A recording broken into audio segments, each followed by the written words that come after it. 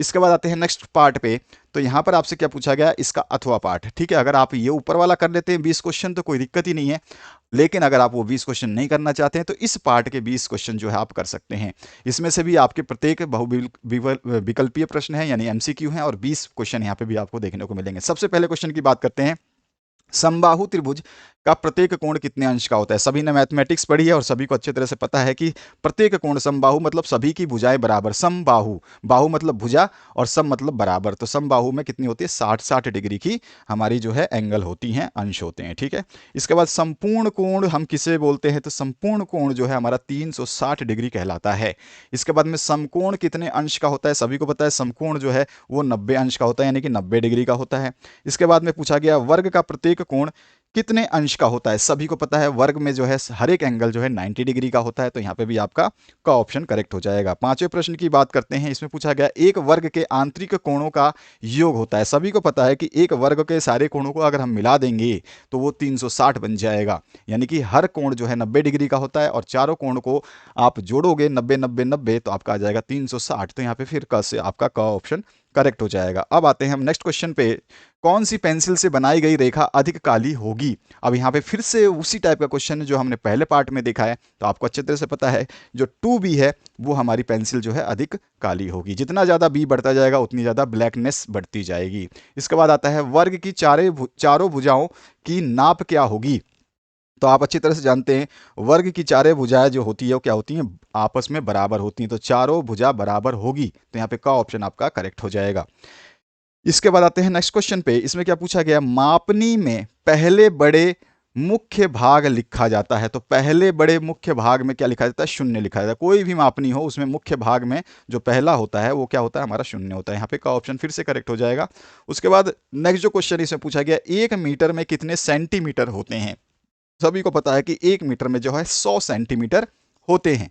इसके बाद आइए 10वें प्रश्न पे। 10वें प्रश्न में बहुत ही सिंपल सिंपल क्वेश्चन दिए हैं, आप सभी को ये आंसर्स पहले से पता होने चाहिए। वृत्त का आकार कैसा होता है, तो यहाँ पे ओ शेप होता है, आपको अच्छी तरह से पता है, तो का ऑप्शन करेक्ट हो जाएगा।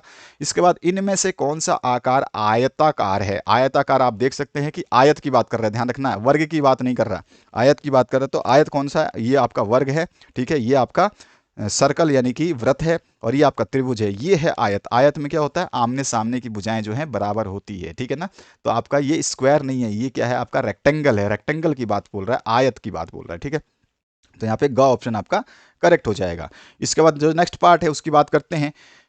इनमें से कौन सा आकार त्रिभुजाकार है। तो सभी को बता दिया था मैंने त्रिभुज कैसा होता है, आपका ट्रायंगल शेप होता है, तो यहाँ पे का ऑप्शन आपका करेक्ट हो जाएगा। इसके बाद आते हैं हम नेक्स्ट क्वेश्चन की तरफ। नेक्स्ट जो क्वेश्चन है इसमें पूछा गया रेखा किसे कहते हैं। तो दो बिंदुओं के बीच की दूरी जो नापी जाती है वो वही रेखा कहलाती है। तो दो बिंदु जैसे यहाँ पर और एक यहाँ पे बिंदु है, अब इन दोनों को बिंदुओं को मिलाने वाली जो लाइन है वही हमारी रेखा कहलाती है, तो यहाँ पे का ऑप्शन आपका करेक्ट हो जाएगा। इसके बाद जो नेक्स्ट क्वेश्चन है इसमें पूछा गया है निम्नलिखित में से कौन एक अधिक कोण होगा। तो जो है अधिक कोण कौन सा होता है, तो हमारा अधिक कोण जो होता है, अच्छे तरीके से ध्यान रखना है और गलती नहीं करनी है, 90 डिग्री से बड़ा लेकिन 180 डिग्री से कम होना चाहिए, तो अधिक कोण कहलाएगा। का ऑप्शन आपका करेक्ट हो जाएगा।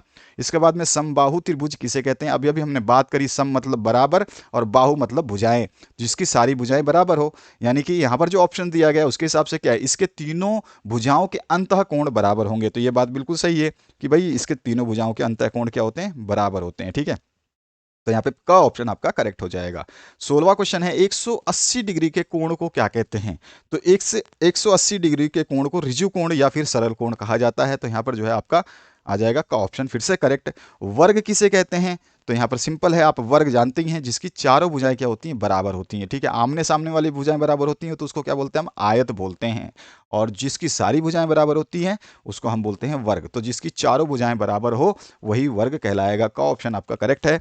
इसके बाद 18 नंबर क्वेश्चन पे आ जाइए। इसमें पूछा गया 1 डेसीमीटर में कितने सेंटीमीटर होते हैं। तो 1 डेसीमीटर में जो है 10 सेंटीमीटर होते हैं। यहाँ पे फिर से आपका का ऑप्शन करेक्ट हो जाएगा। अब 19वें प्रश्न की तरफ आते हैं। 19वें प्रश्न में क्या पूछा गया आपसे, इसमें पूछा गया आपसे 1 मीटर में कितने डेसीमीटर होते हैं। तो 1 मीटर में जो है 10 डेसीमीटर होता है। यहाँ पे फिर से आपका का ऑप्शन करेक्ट है। और कौन सी पेंसिल से बनाई गई रेखा हल्की होती है। अब देखो यहाँ पे ऑप्शंस जो है जितना एच ज़्यादा बढ़ता जाएगा, हार्डनेस बढ़ती जाएगी, उतना जो है हल्की होगी। तो एच यहाँ पर 1 है, यहाँ पर एच भी 1 है, यहाँ पर 2 एच है, तो हमारा ग ऑप्शन इसमें करेक्ट हो जाएगा। ठीक है, तो ये हमारे आंसर्स हुए एमसीक्यू प्रश्नों के। अब